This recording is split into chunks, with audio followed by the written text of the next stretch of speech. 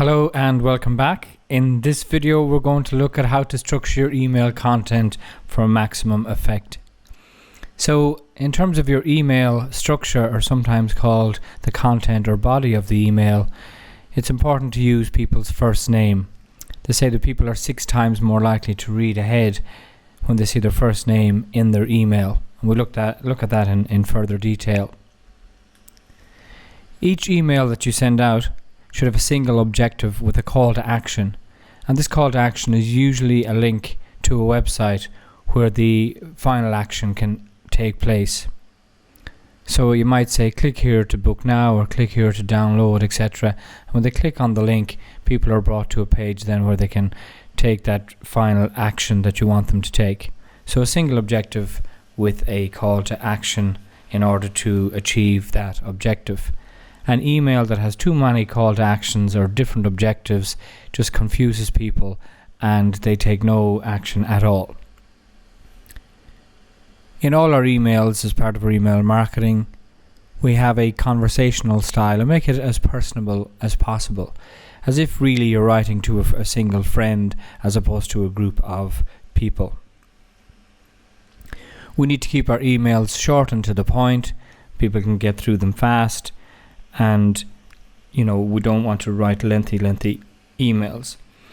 It is a strategy that's sometimes used, alright, that there's lots of content in the email, and you can make that decision based on the email and based on the audience, but typically they are short and to the point. You can use bullet points then to highlight specific items within that email. Of course, unsubscribe is a legal requirement, and it's built into most good email marketing services and is built into the service ActiveCampaign. In terms of images then, the general consensus is to use a simple template with no images. So it's actually, while it's HTML based, and we'll look at that in detail, it simply is just as if it's just written as a text email. The reason for this is that if it's image based, you need to optimize the images to a small file size, but images increase chances of email going into Gmail promotions and sometimes even into spam. And they also can look a little bit salesy and a little bit brochure-like. So really what we're trying to do with our email marketing is just communicate some information to people and not really go for that hard sell using a brochure.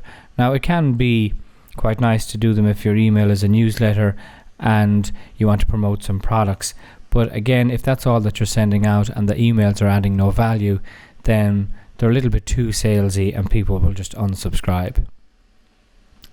So in terms of the structure then, just some further advice: repeat the call to action 3 times, and you can put the link to that action that you want people to take in 3 different places.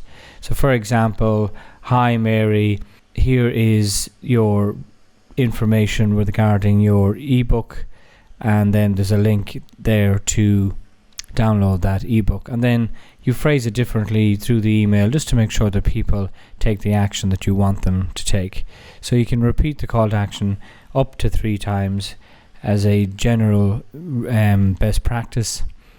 And then you can also use some testimonials within an email as well, and maybe one testimonial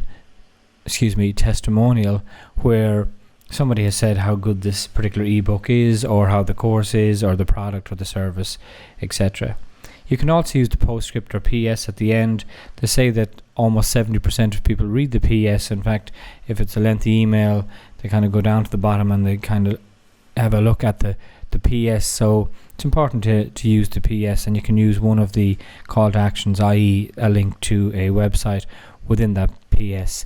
So we'll look in further videos, we'll look at how to add a link in the PS and indeed throughout the email.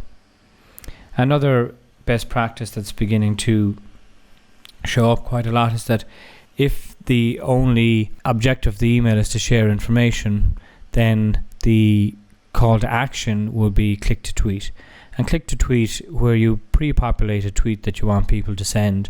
They click on the link and it opens up this service called click to tweet, and we'll look at that in detail as well. And it's a great way to get your email subscribers to share the information that you have in the email, and to share that to their Twitter followers.